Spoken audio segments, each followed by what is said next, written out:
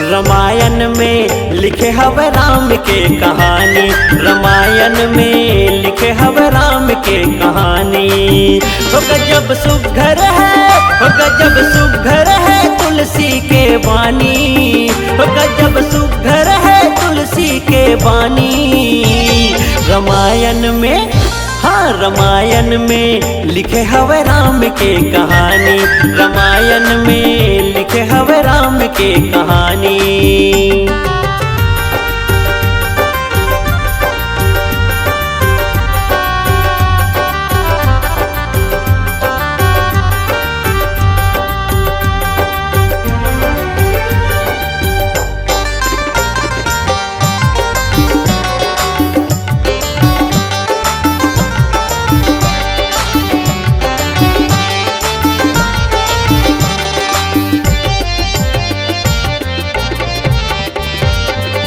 यही कथला भोलेनाथ जब सुनाते, सुनते गिरजा भवानी, सुनते गिरजा भवानी।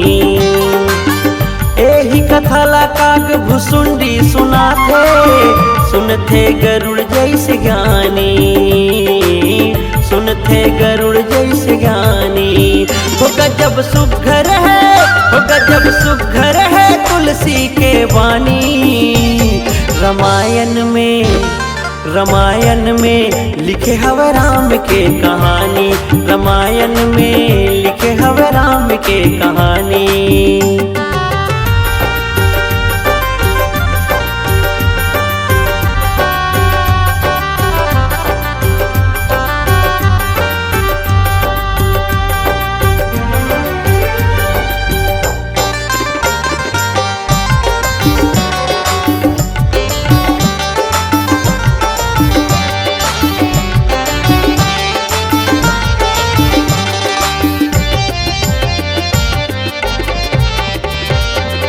मंगल भवन अमंगल हारी, राम भजो सिया रामा हो राम, राम भजो सिया रामा हो राम।